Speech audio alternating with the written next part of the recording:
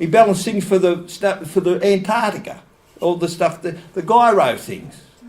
And he'd do it in 5 minutes like that. We made the paper making machines for the paper mills, you know, the newspapers, ink machines. We made paint. All our clothing, I can tell you, there was Ingot, Sydney, Commonwealth, they called it Commonwealth, but it wasn't owned by the Commonwealth Bank. There was 5 cotton and woolen mills along Botany Road and Mascot making that stuff. We made the machines for it. We can't even make a match now. Isn't that amazing? We don't make matches. And all the fishing thing, I could be here till tomorrow and tell you things that I've seen. The J.J. Sainsbury on Prince's Highway at St Peters, they made the crank pins and the cranks for building the harbour bridge. And to tell you how smart they are, they had whistles and flags. And when they went so far, it was done by cable, so you pulled it back like that. And they started that end and started this end. And as they were going, you did 10 feet, you had to crank it. And they were done 2 minutes. But that's for tomorrow. and that's how they... And my mate's father was one of the engineers there. I've got a photo of him. When they went up on the bridge, they went up there, walked up there, no harnesses or nothing, stood up there and he said, we've got to wait till 10:15 because yesterday the temperature was so-and-so and it'll move that eighth of an inch and we'll just plonk the pin in, the locating pin. That's how it was done. 1926, go into museum station, Bradfield did all that. We had Sir William Hudson built all those dams that I told you about. And when you work out the population, in 1925 it was only 5 million odd, 1934 it was 6 million, 1942 it was 7 million when we went to war, 1950 it was 8 million, and that's when the place was booming. And I can remember we had meat rationing, milk rationing and everything else because we were exporting heat overseas to help people rehabilitate the rest of the world. We were sending machinery over there. They used to work 24 hours a day, making lathes and machines and everything so as they could get back on their feet. And then Menzies come along and signs the Tax Act, where you don't have to pay tax if you come in here. They said it was free investment. No one was coming here investing anything. They were too busy in their own country. But it was a nice little lurk for the banks, the banksters, the International Monetary Fund, the dudders. And that they're the people that invented the grab, snatch and take. And look what it's done. Have I got to go, Jim? No. 1 minute. 1 minute. I can't do it in a minute. You'll have to give me an hour. What about Peter's got to speak? I've got to go. Anyway, listen. If I want to ask you any questions or do it later? That's end of the session. Well, I've got to go. See. So anyway, I could tell you a lot more. There's a lot of stuff here.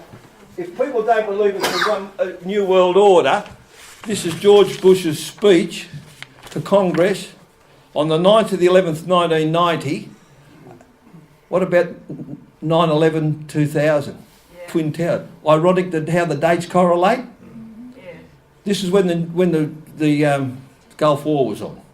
We stand at a unique and extraordinary moment. This crisis in the Persian Gulf, as grave as it is, also offers us a rare opportunity to move towards an historic period of cooperation. Out of these troubled times, our objective is a new world order, and it can emerge. A new era, freer from the threat of terror, cop that lot of crap. Stronger in the pursuit of justice, cop that lie. And more secure in the quest for peace, cop that lie. An era in which all nations of the world, east, west, north and south, can prosper and live in harmony. It must have been on ice that day. I could go on a bit further, but and the person say, oh, isn't he marvellous? We're going to, next thing you know, we're at war and 40 Australians get blown out of the water in Afghanistan. Saddam Hussein kills 20 million, someone else kills 20 million, but it was all done under the pretence of the United Nations Peace Force. All they wanted was a piece of your country and a piece of your country, a piece of your wealth and a piece of your bank account. That's the only piece they want. And these wombats in Canberra go along with them. And they're dictated to them by it. And the general public just don't know what we've had, what we've done, what we can do and what we will do if the shackles are taken off by those clowns down there. I rest my case.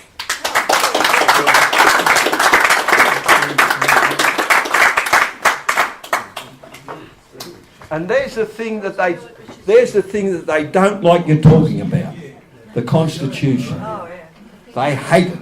Do you know at one stage in the Senate, this is true, my mate's a Senate member, there was a couple of months they never had a Constitution in the Senate because one minister had borrowed it and never brought it back. That's true, I can corroborate that. That is true. And that made the Senate illegal because that has got to be there on tap. And when, through Jim, that we got all these printed, and we gave them to a few people in Kent, where'd you get them from? And you see these things... I have the contact here. I've got it. See these treaties here? I printed them out for Malcolm Robertson originally. This is long before he was in Parliament. I gave him a few more than what's there. And they produced them in Canberra some time back. And I don't know who was there, whether there was other politicians or the media. The first question was, where did you get them from? How did you get them? You can't get them now. You could go down and offer $1 million to get a hard copy. They've stopped it. I'll give you 10 grand. Stopped it. So no one can know. But it's the genie's out of the bottle, and it's open slather. It upsets me to see what I've witnessed, you know, in my younger days. And the reason I witnessed it, I had polio, I was a boy and couldn't walk. And when the couple of the drivers that used to deliver it, they'd pick me up and take me around of a day, and I'd go around all these factories, and I'd ask questions. I drove them mad asking questions. I've got an inquiring, inquisitive mind. And I saw all this marvellous expertise destroyed by, I would call them Australian terrorists, because they've terrorised our industry. Anyway, I've got to go. All right, thank you, John. Thank you very much. I'll get rid of all this junk. They should get that book, Wall Street and the Rise of Hitler.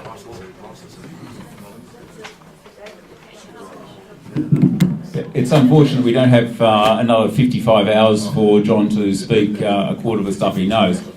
But I guess the bottom line is it's the Leader Declaration is the key to it. 1975, signed by Whitlam and ratified by Fraser. All very interesting. Our next speaker, we go back quite a long way, Peter Spencer. He's a farmer. He lost his property largely as a result of native vegetation legislation, which in turn was to honour Kyoto and Agenda 21, which both Peter Spencer is actually reading at the moment. I got a copy for John. It's something which everyone should have a bit of a read of at some stage. Peter's case has been going on for about 10 years, and it's about the only one in the world that relates to interference in sovereign affairs from the United Nations. And he's got a great tale to tell of his ongoing legal case. He's truly above basically anyone in the world on this, and he's also has probably the world's finest wool. Would your wool be the finest in the world, Peter? I think he had a technique perfected of getting consistent, 10 micron thick wool. So without further ado, let's welcome Peter Spencer to the podium.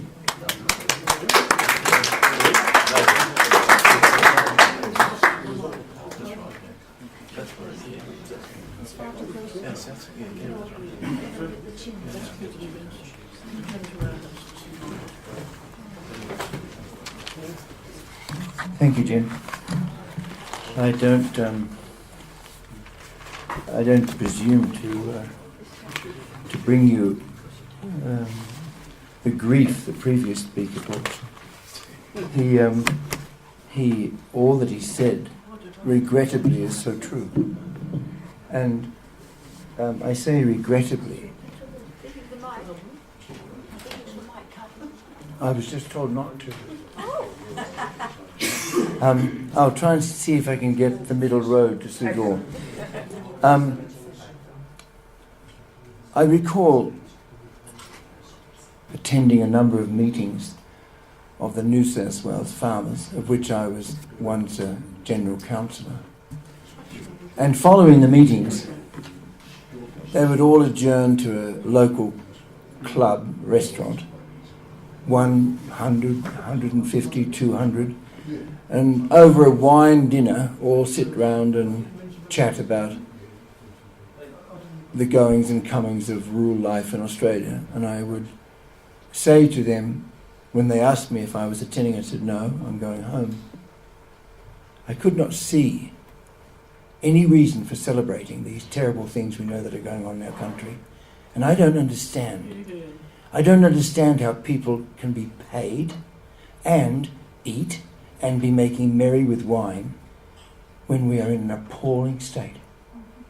Let me just give you a little bit of background so you can see that maybe my perception of these things has a reason. I distinctly recall sitting on the lawn of a property in the middle of the Wagi Valley at 5,000 feet high in Papua New Guinea.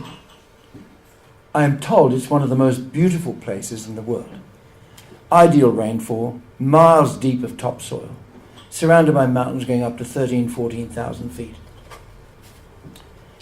And the ABC had come to the valley to make a documentary on me, which you can still find in the library today. It's called The Most Unusual Australian. My role in that community was to mediate in tribal warfare. And I could sit on the lawn and look up, and I could hear a noise of loud banging every 20 or 30 minutes. If you looked and concentrated a couple of thousand feet above you on another hill line, you could see these two tribal groups with their paints and their big war shields, and they'd come together with spears around the sides of the war shields prodding, and then the shields would bang together as they came together.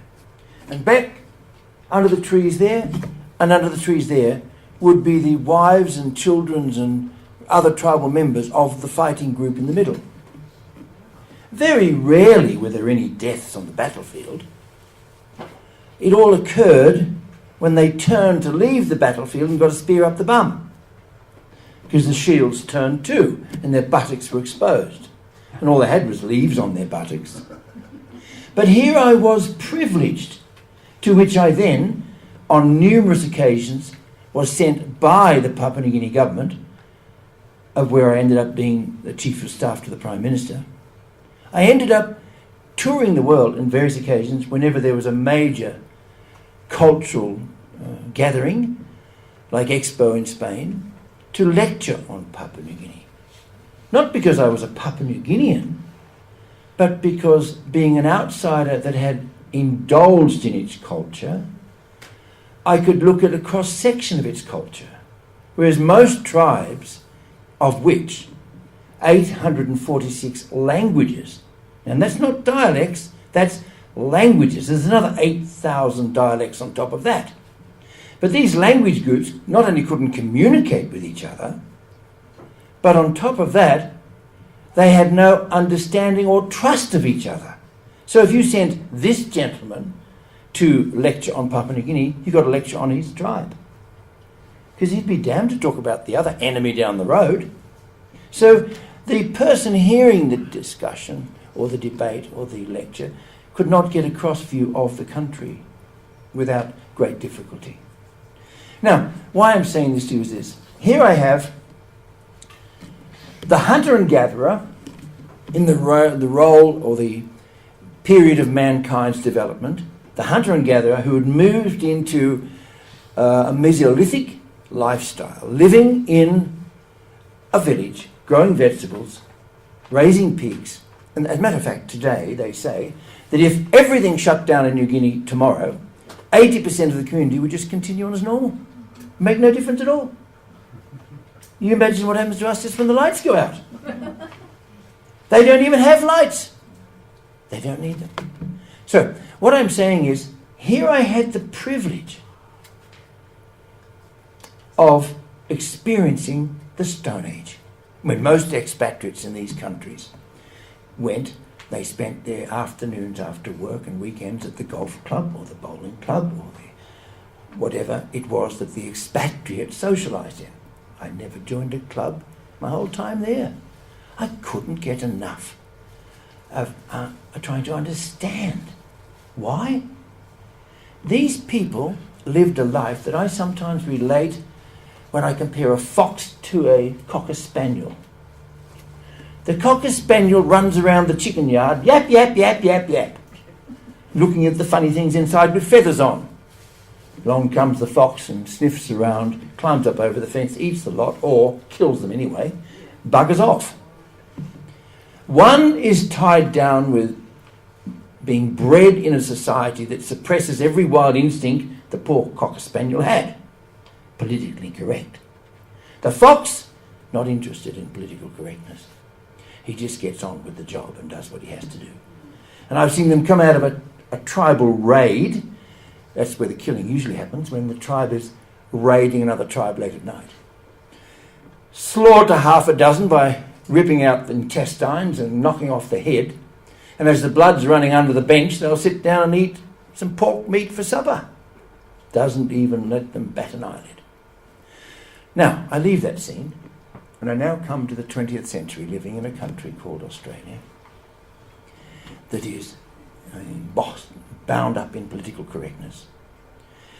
And I'm left with a feeling of this wonderful democracy offers so much. But let's take a look at it. We heard now what has taken place in regard to all the loss that Australia has gone through as to what it could manufacture, did manufacture, and now doesn't. Well, don't forget these few important facts. The movement of Homo sapien from being the hunter and gatherer takes roughly 6,000 years. Now, the process of which we also make the biggest mistake is that we fail to recognise tribalism as an institution. We see them as a bunch of rabble, as savages that are just living in a total disarray and uncontrolled state of butchery. Wrong. Well, they're despots. They give all whatever they've got. They steal and give it to their family. Wrong. In a tribal institution, when you give the job to your brother, even though he might have been a taxi driver in Los Angeles, as the Prime Minister of Afghanistan was accused when he made him the Foreign Minister, the law in the institution of tribalism is that you distribute the wealth. Not steal, distribute the wealth. Because a tribal institution benefits the individual from the collective. A civilised democracy, the individual benefits the institution by the collective. In other words, if you appear as a doctor on the scene in our society, or a pilot, or an engineer, if you're not damn good at it, we won't hire you. The community pays you when you're good at what you do. Not with tribalism. The collective, that's the tribe, serves the individual. So if you kill a pig, everybody eats the pig. In other words, your wealth is their wealth. In our society, my wealth's my own. Now, when the Secretary of the United States goes and visits Afghanistan or Iraq, and he takes his 74-7 full of his advisors, he doesn't take an advisor on tribalism, because they're just a bunch of savages. Now, when you're looking across the table discussing something, and you know the other side of the table thinks you're nothing but a crook, how can you sit down and talk about anything if there's no respect? And just because they behave differently doesn't mean that they're wrong. I drove down the road, and the car in front of me was a police car, clean, blue, a red light on top. In the passenger seat was a commander. He had his braids on, all these little buttons, and the driver was driving. He was the driver of the commander. It all looked good. It looked clean, tidy, not speeding. There was only one thing wrong. He was driving on the wrong side of the road. Or they'll sit down negotiating with a foreign ministry and, yes, they'll leave, the foreign minister will leave the room and the native minister will be sitting there. And he will say, oh, the fool. How naive that man is. I sat in a ministerial meeting. The Prime Minister said to me, Peter, can you find out why the rape ratio in Port Moresby is increasing? So I called a meeting of the relative ministers, of which they turned up with their UN advisors. And if they don't advise the minister as the minister would like, they don't get their contracts renewed. And they're all Bangladeshi or Indians or Pakistanis or Nigerians, and all on about 300,000 US a year with diplomatic status. And he's not going to give advice that may not have his contract renewed. So I said, gentlemen, the Prime Minister would like to know as to what is the main reason these rapes are increasing around the town. What is the reason? Well, one minister just turns to his advisor and the advisor goes, and then the next advisor goes, and the third one says, well, I agree with both of them. You get absolutely nowhere. But what I'm saying is these ministers or police or supervisor or departmental people know what they have to do in cunning. They can see the European coming a mile off. They know exactly how much they can get away with. The North Koreans, even though they're told they mustn't do it, still launch that rocket and say, and soon it'll have an atomic bomb to reach America. And that North Korean knows how far he can push the American or the European or the Westerner, because he knows he hasn't got the balls to bomb the shit out of him. And they know it. And we're played with. So, back to where we were. The tribal nations here, 6,000 years, we're here where we are. In the middle is a process where we move from tribalism, we go through authoritarianism, and we process to when the human resources of that nation gradually are educated, and they then go to institutions where they start then to demand more participation in their government. The infrastructure of the country starts to develop, and then they overthrow, or the authoritarian leader steps down and it moves into a contemporary democracy. So, whether you like it or not, there is no shortcut to get the 6,000 years reduced up to a point. And I wrote a paper of which a number of professors wrote back. Matter of fact, when I was on the hunger strike and referred to it, where they said 30 or 40 books have been written on this particular subject, and they said my paper was the best, where I said, in fact, when in the 1950s, late 40s, we gave independence to many of these colonized countries, some of them only had 2 or 3 degree holders in the whole country. But with the war having just finished and criticism of being a colonial power, most colonial countries walked out, except France. And if you go to Tahiti today, there's an example. They use the franc, they have gendarmes on the street, the education standard is the same as in Australia, they can fly to Paris and be French. Sure, there's a few complaints about not being self-governing, but the basic concept of the rule of law and modern governance functions. Whereas in many of the even we hear about the Mandela effect on South Africa and how he was acclaimed as being the greatest man to freedom. It's all nonsense. The only way you can judge a Mandela is, did he deliver to South Africa something better than what they had before he was there? And that isn't the case. It's the most criminally ridden, law-breaking society in the world. Now, when a society wants to be able to raise their children, get them through education, get them to where they can be employed, get mum and dad to where they can retire with a few investments, put their feet up, that's what people want out of a country. That's what they need delivered from a society. Now, we did it all wrong. We could have delayed that handing over of their independence in a delayed way over 100 or 200 years while we built those infrastructural systems, those human resource systems, so that what they got was what they needed. We may not then have had the problem we have where now we get all these refugees coming because their countries are dysfunctional. The leaders have nicked it all. Even things like Live Aid, only 6% of the money got to the need. Or you have somebody saying, oh, well, we'll go and put water into Uganda. Give them all drinking water. Well, that's okay, but like when we gave the ambulances to Timor, within 6 weeks, well, there's no hospitals to go to. So all the ambulances were carting passengers and earning money for the local criminals. You can't take an NGO thought for doing something good and in isolation of a government that's functional, then implement this so-called life-saving policy and expect it to last. You need a functioning government to make things last. So we've got this money going all over the place in the wrong direction, into countries that have no governance, and we wonder why 50 years later, oh, we've got starving people, we need more donations. We're just throwing the money down. So here we are, we know we've got to move from a tribal society to a contemporary society. Now here's the sad point.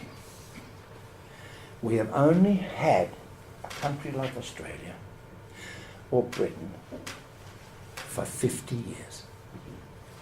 The Second World War, we had fascism in places like Italy, Spain, Germany and Eastern Bloc countries. They weren't democracies. We don't hardly, in the history of mankind, from when we were hunters and gatherers in mass, we have only in the last 50 years experienced democracies based on the liberty of man, the rule of law. So let's not get ahead of ourselves and say we're the authorities. Man's a newcomer to this situation. The sad point is this. The generation that delivers that freedom and the generation that is the sons and daughters of that generation are the only two that seem to experience and enjoy it. The third generation loses it. They grow into a society where the school doesn't even teach them what the rule of law is, or the Institute of Property Rights, or the right to remain silent when charged. The schools don't even uplift. They teach them how to go and plant a tree and save a widgety grub. The rules to how to keep themselves as free human beings aren't even considered important. Hence, they think their freedoms must come up with the sun. There's not even a consideration why they can roam the street half the night drunk and not be pillaged and plundered. Because of what our Anzacs did, and providing the shield of that House of Liberty around them, of which they are benefiting from in every sense of the word, and of which they take and give nothing back, because they have no idea that it's of value. They see it as just normal. Well, as Suri Ratnapala, Professor of Constitutional Law, said at a lecture we had 12 months ago in Lismore, you might well think that some of these laws we're now getting, of which the Native Vegetation Act was the first, you might well think that we can't really lose our liberties. And he said, in fact, you can in only a few years. But the problem is, it may take you hundreds of years to get them back again. Now, my concern to you is look at this room. How many people out there need to know that right now our liberties are threatened as a nation? What do you think the previous speaker meant when he said all of these manufacturing exports, these incredible tradesmen's gifts? And he said they're gone. It's because we have not been prepared to say we are the people and you are the public servant, the servant of the people. It is now, as Hayek says, and he doesn't stop saying it, it is now we have become the serfs. Now, how has that happened? How is it that we, the people, are no longer instructing the public servants of the people? How is it we don't have a politician going to Parliament having signed a contract only with the people that he will do certain things only? And if he tries to pass a law that takes away property rights, we are going to remove him as that member because he has no right to sit any longer. What person in this room has a corporation that employs a general manager without a contract to say he can't give all their money away? No. That general manager is employed on basic rules. He can do certain things. He has to have references. And he's checked by the board of directors that he keeps within a certain framework. And yet, our politicians can go and sign, as Keating did in 1992, Agenda 21, and sold us down the road from being an elected government representative to a subservience of a world government lobby group. And what group of us were informed or took it upon ourselves to reach out and say no? Nobody. We have lost, since Federation, the very institutions, the cornerstones of what makes a liberal society function. And until we get them back, we're fucked. Excuse the French. Ouch. But there is nothing less I can say about it. It is deplorable. Let's have a little look at that. There's a number of converging incidents here that we have to take on board. We once had a tremendous respect in our society for something called the apprentice. I can recall travelling to Europe a few years ago on a new Airbus A380, the big one. Back row I sat. I sat next to 7 young lawyers that came out from London to watch the cricket in Brisbane. And this steward looked after the back quarter of the plane. And he was amazing. He was so amazing in his ability to transmit through his chosen vocation a certain excellence that anybody that had a nous of knowledge of observation could see his excellence. So I sat on that plane and waited till everybody went. And I then went to the purser and I said, "Can I speak to you?" He said, "Yes, yes, what?" He said, "I want to bring to your attention the steward serving our sector." I was in seat XYZ. "And I want to commend him to you for his excellence." I said, "He was so attentive, so conscious of our needs, he almost knew them before you spoke to him. He was overpowering. And he, as a tradesman, is absolutely excellent. And I want you to put on his records, it is appreciated." Now you might say, "Oh, well, he's only a steward." No. You got it wrong. This society, in the transmission from the hunter and gatherer to a civilized democracy, is built upon what we call the ability for us to be knowledgeable field practitioners. The difference in you being asked if you'd jump in the seat of the cockpit of the 747 and a proper trained pilot doing it is that when he looks at the buttons and dials, they all mean something to him. When you and I are asked to step in because he dropped dead, and we look at the buttons and dials, we say, "What the hell is that?" How is it when you drive your car?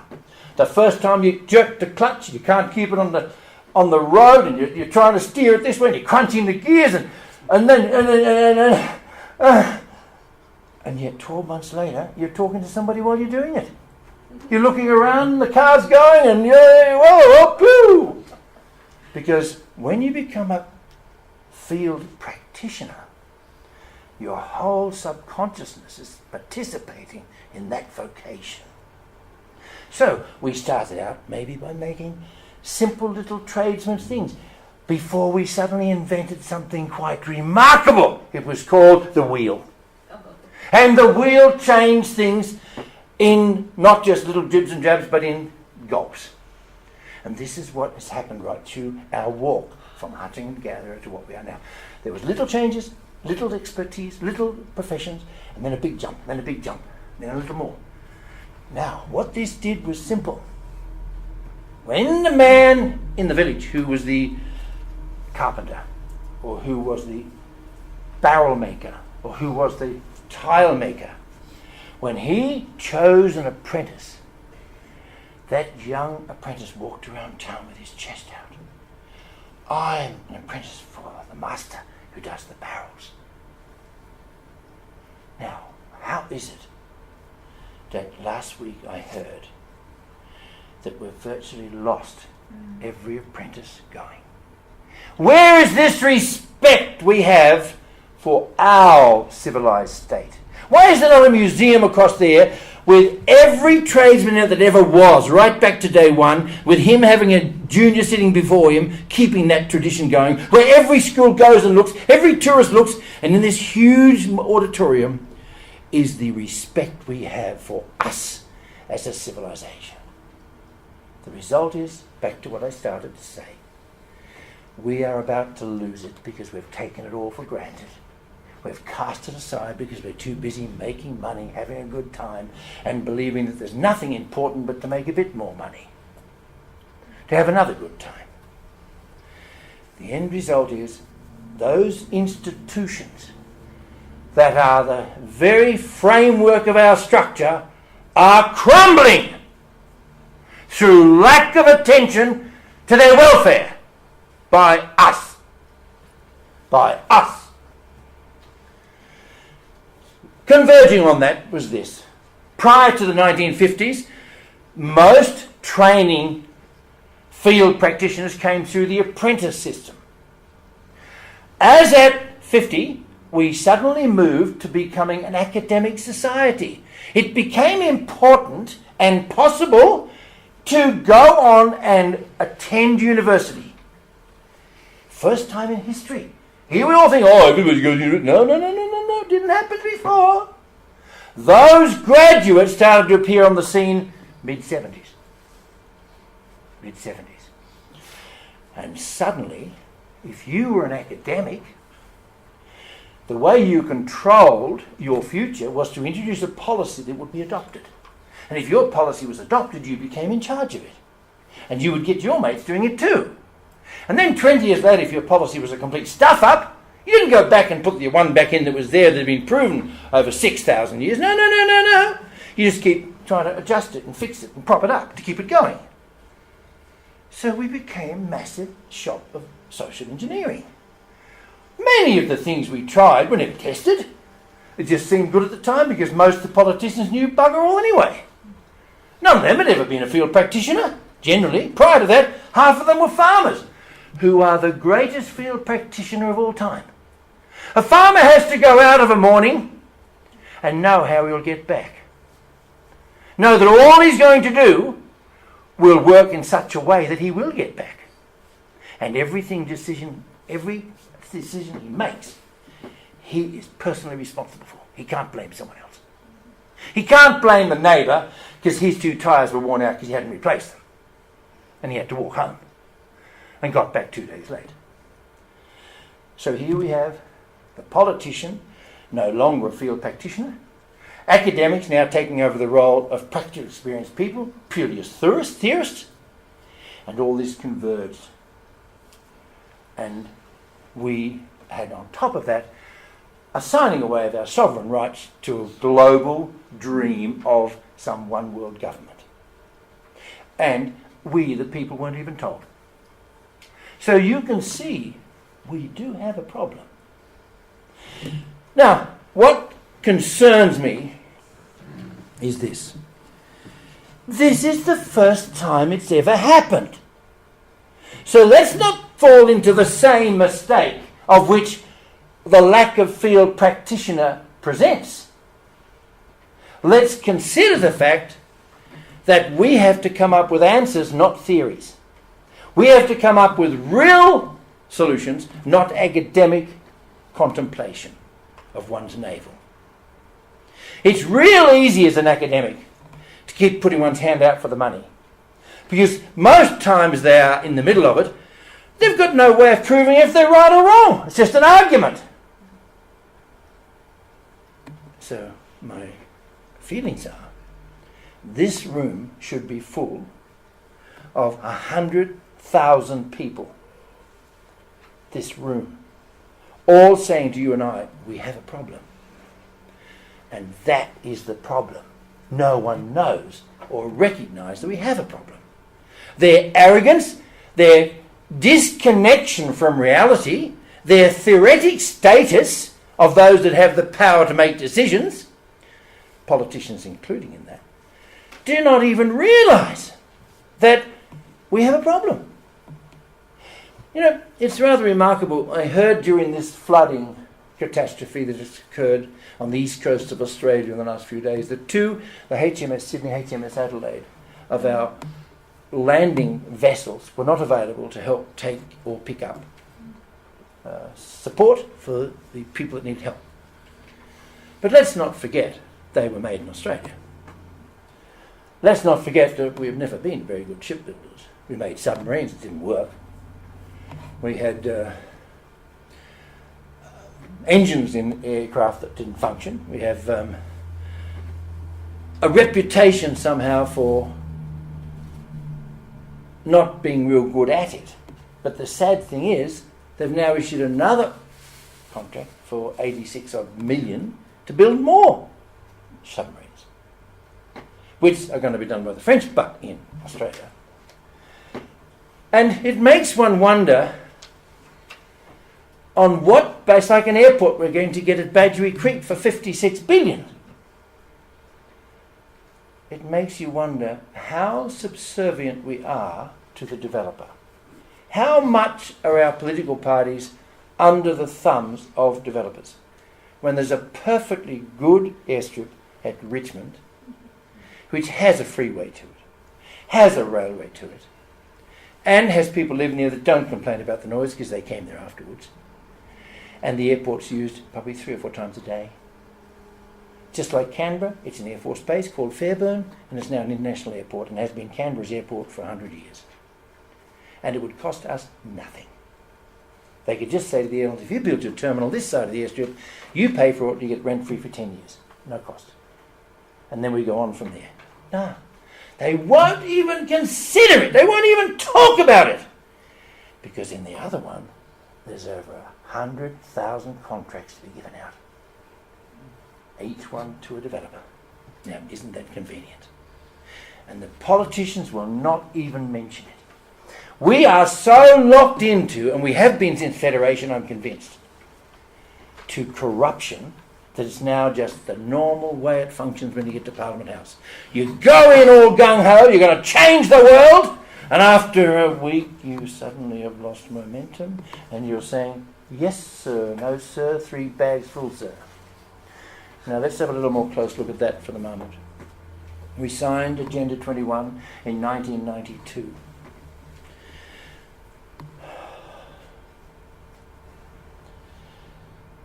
Under the Australian land grant system, the most important government is local government.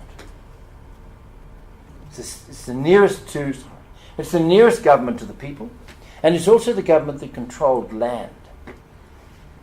Now, in mid-1970s, we received a Prime Minister to the country called Gough Whitlam. He formed a commission called the Mitchell-Ellis Commission, a royal commission, into looking into the land tenure issues of Australia. They wanted to remove, as stated in the study, as brief, the unearned profit that occurred when rural land was converted to urban. They called it unearned profit. Now, I guess if you invest in the stock exchange in BHP and you make $1 million, Is it unearned profit? You only invested. So if you invest in land and you make profit because you convert it, isn't that profit? Isn't it clean and legitimate? No, it's unearned profit. So they were going to convert all land to leasehold. Yes, from freehold back to leasehold. And this was the understanding. And that way, whenever the land was moved to conversion, they would be happy because the profit would go to the community. Pure socialism. The study came back, the preliminary report, followed by the final report. And the Mitchell said to Whitlam and his team, you can't afford it. Because under the grant system, the grant provides for the landowner, providing he meets the condition of the advertised land on offer. And usually it went something like this, that if you put a successful tender in, you will be required to move onto the land within 6 months. You will be required to be resident on the land. You will be required to prepare 1/12 of it per year.